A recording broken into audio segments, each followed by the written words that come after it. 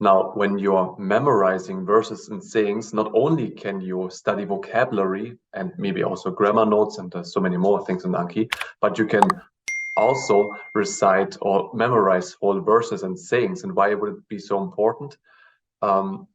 Because when you remember like whole verses, you're connecting the dots, how the grammar works, and how you get a better understanding and a better feeling for the language than just remembering individual verses all the time.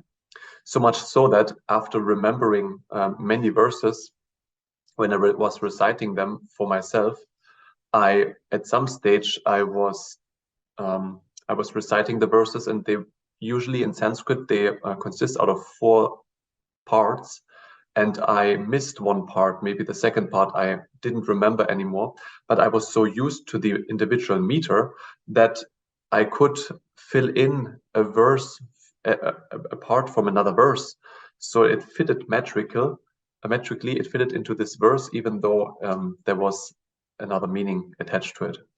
So, but what I want to say is you get a more feeling of the language, you get a better understanding of the language and how their language works as a whole, as a whole construct, or like it's an extraction of the language, or like the language in a nutshell. So that's why, and that's why it's good to remember verses. Additionally, it's very inspiring if the topic means something to you, because I like to study verses when they have when they say something about studying or how to be a good person or something inspirational. This is what really makes me try to remember these verses. Just how to remember them. You can put the same sections. You can use them in your Anki cards in the same manner. Meaning, like I put the Devanagari in here, so the whole verse. Then afterwards, I put the second part. I put the transliteration, in the Roman script, the transliteration. Afterwards, the verse, what is it? The translation, and some sayings or some explanations to the verse, and some grammatical explanation. For example, this is Anushtukmita, and this is more locative singular. Now here, similar manner, whose meaning I find quite nice, quite inspiring. So here, for example, we have here Shateshu Jayateshu Ra Sahasreshu Cha Pandita Vakta Dashasahasreshu Data Babati Vanava.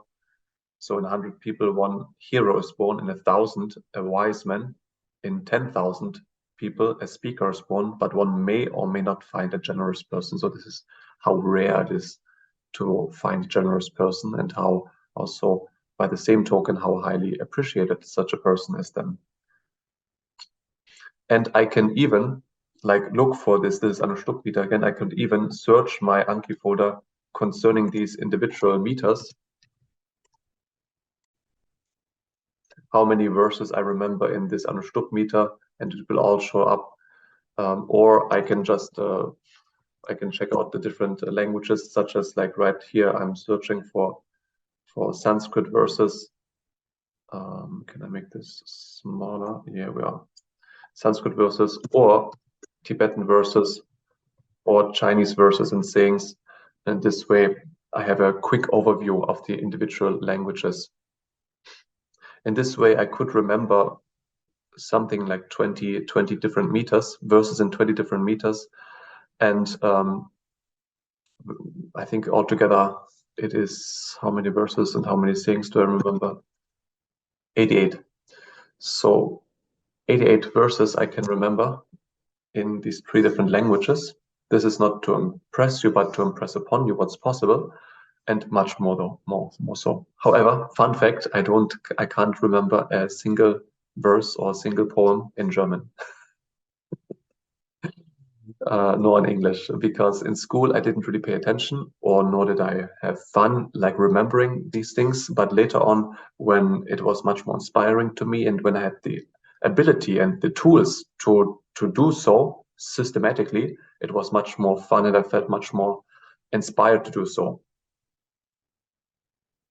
So how to do this? I usually write down the verses here and then I check out the individual words. And if I write down the individual words in a different folder, for example, here in Sanskrit, I write them down in the Sanskrit folder, if I haven't previously written them down, and get all the meanings crystal clear, so that for each word, the meaning sticks into my mind, because I'm not just remembering random words, but actually the meaning to it, I have by the same time, I'm remembering the meaning of the words and the meaning of the whole verse. And in this way, it's much easier to remember it. Even, for example, if I'm maybe missing an akshara, if I'm missing maybe a syllable, then I may remember, okay, it's this word, okay, this word must be like this and this. And then you just repeat it continuously until the verse sticks in your mind. And when you're outside, maybe you're walking, or for example, myself on the bicycle, I generally, or if you're waiting for a person or so, I made it a PDF of all my verses and put the PDF on my phone. So whenever I have nothing to do or on the bicycle and recite my verses, and then I get stuck somewhere, I check out my phone, I check how the verse goes, and then I continue reciting for myself. So this is a nice way to spend my time and to have a quick revision of the verses I already know, the things I already know. And in this way, you can like learn these verses, sayings, and even larger text passages if you choose to. And again, they give you a much better overview how the grammar works, how the words work, and how the whole language works. And you get a much better feeling of the language. Plus, it's much more inspiring, and you progress even more so. Guys, if you have any questions and comments, drop them down below. You know what to do, drop them down below. And if you found this video helpful, don't be shy to just smash the like button right now. If you didn't, rest assured, they got a button for this too. In other case, hit the subscribe button with the notification bell so that you never miss a video when I put one out. All right, guys, catch you at the top.